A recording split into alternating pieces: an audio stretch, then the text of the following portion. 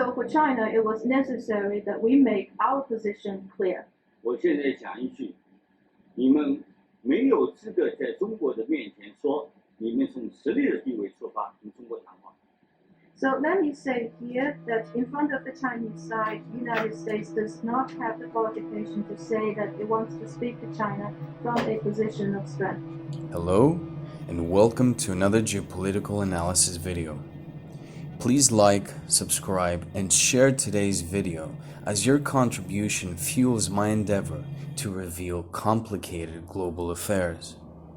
On my previous video, we examined the not-so-random Suez Canal incident and the key world players that benefited from that phenomenon, as well as China's BRI development in relations to the trade routes of the world.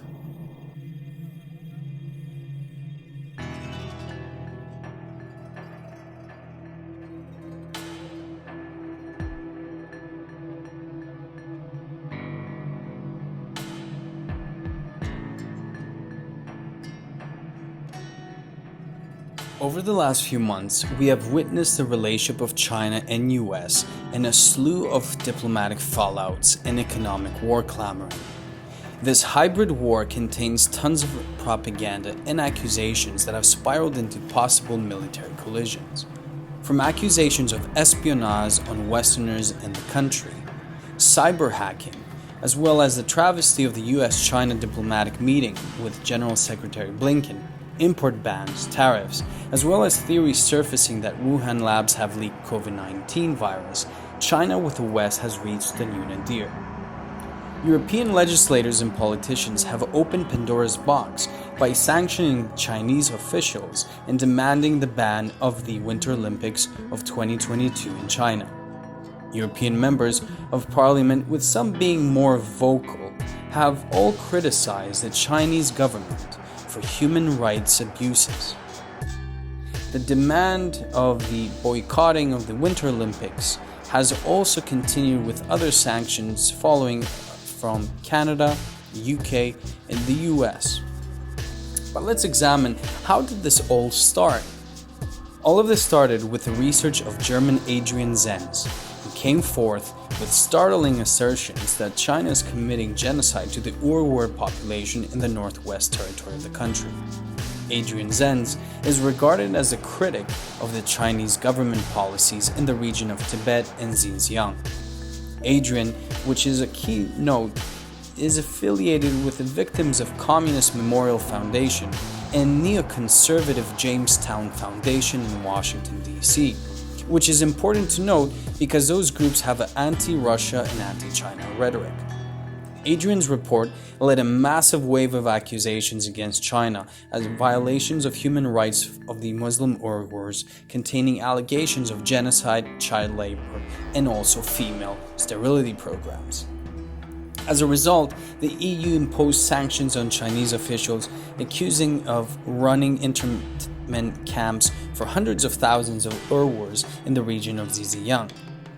On March 22nd, the EU report of the Council Implementing Regulation Body of concerning restrictive measures against serious human rights violation and abuses reports a list of perpetrators worldwide responsible for violations of human rights, including Chinese officials of the Xinjiang Uyghur region. Now, what has China's response to this? Well, the government of China has responded categorically negative to all this, dismissing the accusations, and has amassed significant evidence that this has been a smear campaign. Beijing hit back hard with sanctions of its own on high-level EU officials, members of the European Parliament, and others. In this video, we will examine how the Gray Zone Investigative Journalist website, through careful examination of Zenz assertions, revealed flagrant data abuse and outright falsehoods. An independent news website, Gray Zone, has recently published a report critical of genocide accusations made about China's Xinjiang region. It says these allegations by Western media and governments rely on manipulated data. They're based on the work of Adrian Zenz, whom he describes as a right-wing religious extremist. Earlier, my colleague Liu Xin spoke to Grey Zone's Max Blumenthal. Here's what he had to say about it. He's manipulating statistics to make it seem like women in Xinjiang are being coerced and even forced into taking birth control surgeries, to the point where a majority of them are forced to do so. It's completely bogus. Even worse, there's a graph in Adrian Zenz's paper where he claims that women in Xinjiang receive between 800 and 1,400 net added IUD placements per capita. What does that mean? Per capita, per person. That means that, according to Adrian Zenz, women receive 4 to 8 IUD placement surgeries per day in Xinjiang. How can any woman receive that many birth control surgeries in a day? It makes no sense. And you just follow any footnote, any claim he makes, search the citation, and you'll see what a manipulator and propagandist he is. And it's unfortunate that none of the media organizations or the US government or even his own fact checkers managed to check this, and it was left up to us. After examining Adrian Zenz's report, I came to the conclusion myself that the IUD treatments were beyond rational numbers. We must remember that Adrian Zenz is a lobbyist whose work is funded by a Neo-Con ideology pushing for this rhetoric, which is part and parcel of this hybrid war with China that we will explore a little bit further. Branding family policy as genocide. Key aspects of this report also highlight there's been a significant population control towards the Uyghurs. While records indicate that the one-child policy exemption is actually for the Uyghurs, indicating another hole in Indian's report for population control and genocide.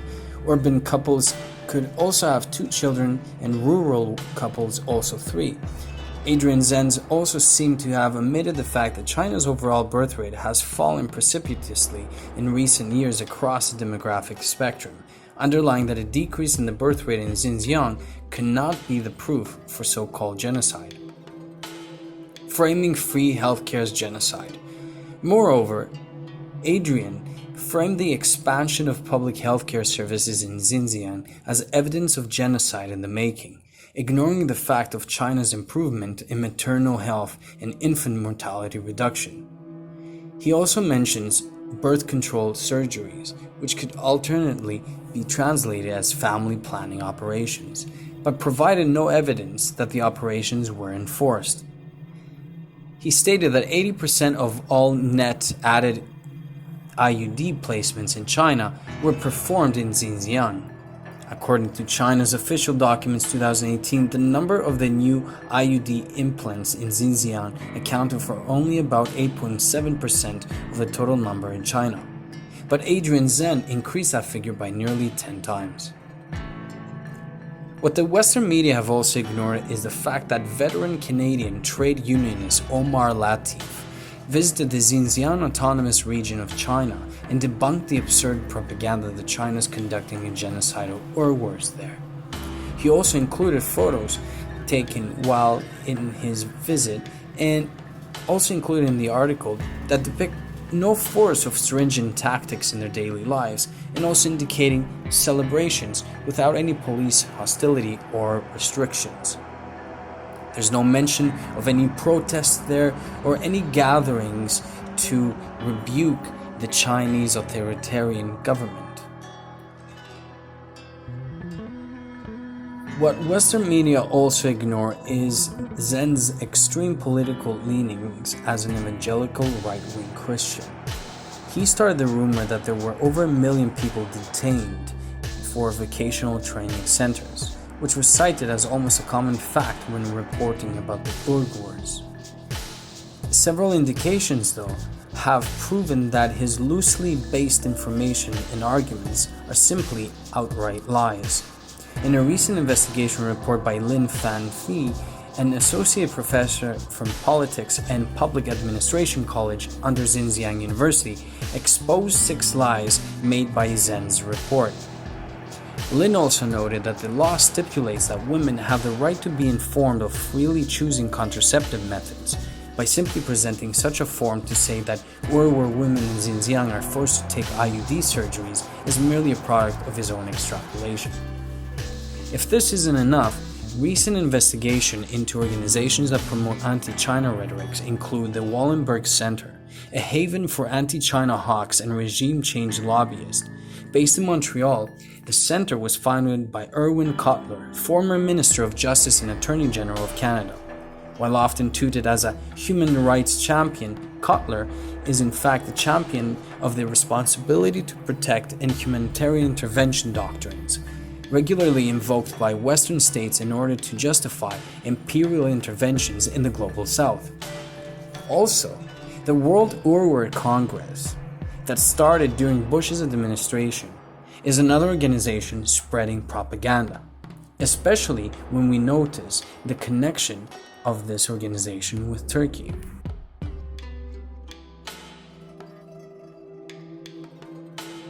The weaponization and exploitation of the Uyghurs by the West is by design of American secret services.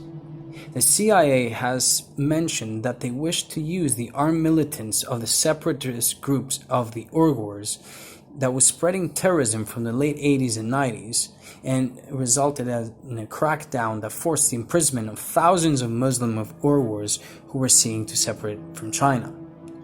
Turkey has aided the Uyghurs in the past, especially in this following video, which uncovers radical Islamist groups in the concerned region of Xinjiang in China that were being recruited to participate in the attack of Syria in 2018.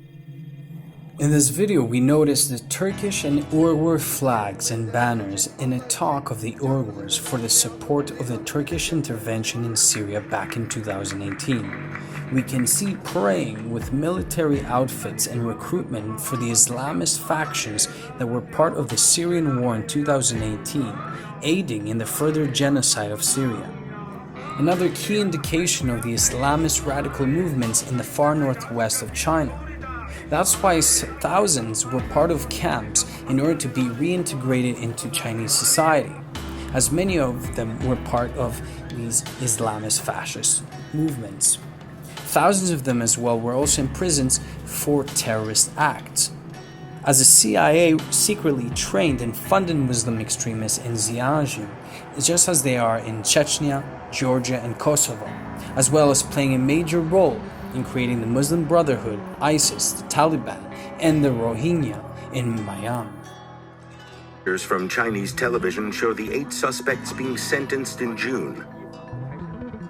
They were convicted of murdering government officials, founding a terrorist organization, and attacking police stations. Authorities say 3 of those convicted were behind an attack in central Beijing in which a car plowed through a crowd in Tiananmen Square in October last year, killing 5 people. Chinese justice authorities believe all 8 men were engaged in acts of terrorism in the cause of Uyghur separatism. The Uyghurs are a Turkic minority who live mainly in the western province of Xinjiang. Clashes between Uyghurs and the minority Han Chinese community have been increasing. Uyghurs say that they are subject to systematic oppression. Human rights groups agree. Beijing rejects such claims, arguing that the Uyghurs are agitating violently to establish their own state. In May, China pledged to crack down harder on terrorism. The execution of the 8 men would seem to indicate that it is taking that pledge seriously. Zhao Lijian, spokesman for the Chinese Foreign Ministry, said that there's been a distortion of facts and manipulation of data to frame China as a perpetrator of genocide and human rights violator. Entrepreneurs and residents of the Uyghur Autonomous Region in Xinjiang province have filed lawsuits against Adrian Zenz and other European legislators for defamation, resulting in economic losses, calling for anti-China rumors which will be addressed legally. At the time of these allegations coming from the German right-wing nationalist religious evangelical Adrian Zenz, the US government under Trump's administration imposed an import ban on cotton and tomato sanctions that has affected the agricultural region dependent on these exports, causing adverse economic effects to the population of the Uyghurs. Northwest China's Xinjiang Uyghur Autonomous Region is once again under the global spotlight. This time the attacks are on its cotton, as accusations of forced labor have caused some global companies to end their relationships with the region. So why Xinjiang? Why cotton this time? And does this forced labor really exist? In reports to its headquarters in Switzerland, the Shanghai office of the Better Cotton Initiative said not a single case of forced labor was found in Xinjiang. But the BCI's head office turned a blind eye to the reports. Why? Liu Haoran, a project manager with the Better Cotton Initiative Shanghai office, said many international human rights groups have played a role. They've demanded that BCI suspend Xinjiang cotton certification, he says. The United States Agency for International Development, or USAID, is a key sponsor of the BCI. The organization also relies on membership fees paid by big companies in the US and Europe, which makes them vulnerable to political pressure. Claims of forced labor are just a way for anti-China forces to curb the advancement of the region, but it's not a new idea, nor is it merely coincidence. In a video shot in August 2018, Lawrence Wilkerson, Chief of Staff of former U.S. Secretary of State Colin Powell, publicly suggested the U.S. Central Intelligence Agency could use Uyghur militants to cause unrest in China. So what some countries are now doing is barring Uyghurs from good-paying jobs, throttling the development of the region. As a result, unrest could resurface there. It will also disrupt global supply chains, which will take a heavy toll, as the world economy has not yet recovered from the impact of the COVID-19 pandemic. This harms global consumers, but most importantly, it will harm vulnerable cotton growers and textile workers in Xinjiang, where the cotton textile industry has created jobs for more than 600,000 local people, according to the China Cotton Association. More than 50% of farmers in Xinjiang grow cotton, and over 70% of these farmers are members of ethnic minority groups, including the Uyghur, Kazakh, and Uzbek in southern Xinjiang. About 80% of their income comes from growing cotton. Aren't stable employment and living wages human rights? It would seem the bomb throwers in the West don't think so. Going back to the Islamist connection of Turkey and the Uyghurs, Abdul Qadir Yapukwan, China's most wanted Uyghur, was freed in Turkey. It has become evident that Turkey has the support of the Islamist courts that are supporting some of these sponsored terrorists that are actually being hunted down by China. Russian, Chinese, Uzbek, Tajik, Algerian ISIS jihadists pretended to be tourists and job seekers in a Turkish trip. That's where a lot of these individuals got recruited and joined, as we noticed through secret leaked documents, that the ISIS terrorists in Syria were part of some of these Islamist movements that operated in some of these parts of Asia. Now, it's quite apparent that the Turkey's top court is staffed with Islamists and nationalists, as they have overturned convictions of Uyghurs ISIS militants. This again is another example of how Islamic centers are operating under the guise of human rights violations and genocide of the Uyghurs, when China has been heavily surveilling that region for a reason, for sponsored domestic terrorism. Thanks so much for watching. Please subscribe, share, and like the video posted today. Thanks so much for your support. Bye for now.